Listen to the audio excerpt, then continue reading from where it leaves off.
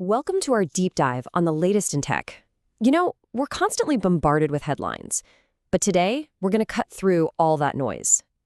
We're connecting the dots between the latest moves from Apple, Google, and the world of cybersecurity to show you a huge trend that's happening right under our noses. Okay, let's get into it. So, think about it. A super skinny new iPhone, some developer update from Google, and a really scary sounding security warning for big companies.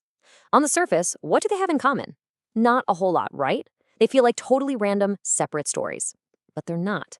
They are all pieces of the exact same puzzle. And that is the core idea we're exploring today. The biggest, most important shifts in technology, they aren't always the loud, flashy ones. Nope.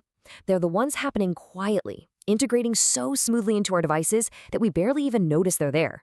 And understanding this silent integration is really the key to seeing where all of this is actually going. So let's kick things off with the biggest buzzword on the planet right now, AI.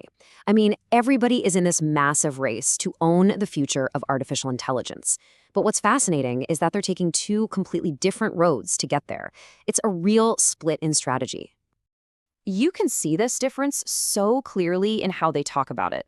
Take the big iPhone 17 launch.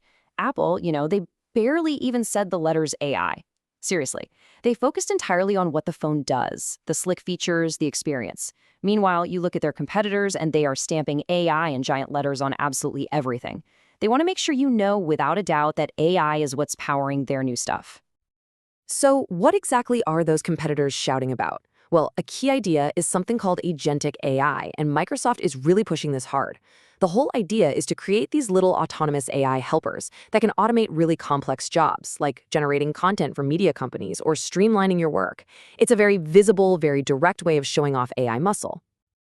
But here's the thing. Behind all that flashy marketing, the really important work is happening down here, in what I call the engine room. You've got Google adding audio processing directly onto devices. This means your voice transcriptions can happen right on your phone without ever hitting the cloud. Think about the privacy implications of that.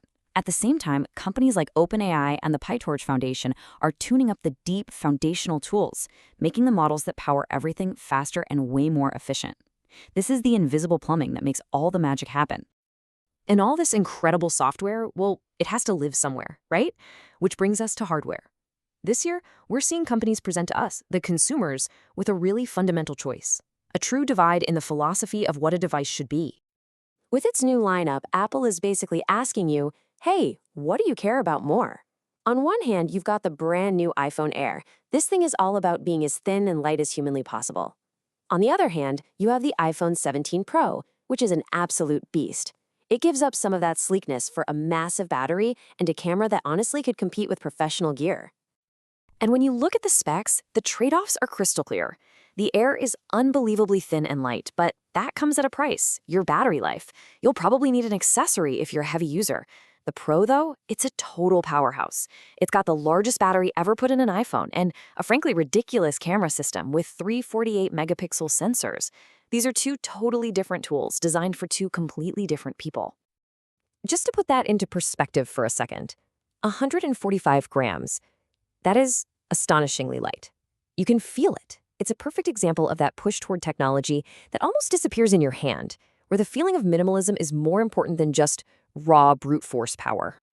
Okay, so we've got smarter software, we've got the split and hardware designed, but running in the background, underneath all of this, is the constant, invisible war of cybersecurity. And just like with everything else, the front line here is shifting, away from just fixing problems and toward building defenses right in from the start. The old way of doing things is just constantly under fire. I mean, just the other day, a huge vulnerability was found in SAP's NetWeaver. This is critical software for thousands of businesses. And it scored a 10 out of 10 for severity. That is as bad as it gets, the highest possible risk. It's like companies are just constantly putting out fires. But the industry is finally shifting. This new guard of security isn't just about patching holes after the bad guys find them. It's about designing systems that are just fundamentally more secure from day one. And a huge piece of this puzzle takes us right back to our first topic, AI. Remember Google's on-device AI we talked about? This right here is its secret superpower. By processing sensitive info, like your voice, right there on your phone, that data never has to travel to a server in the first place. This dramatically cuts down the risk of it being stolen or intercepted. It is a massive win for privacy, and it's a security feature that just works silently in the background, protecting you without you even thinking about it. And we're seeing this proactive approach in the corporate world too. SentinelOne just dropped $225 million to buy a company called Observo AI. So why they do that? Simple. They're going to use AI to scan massive amounts of data to spot threats before they become a problem.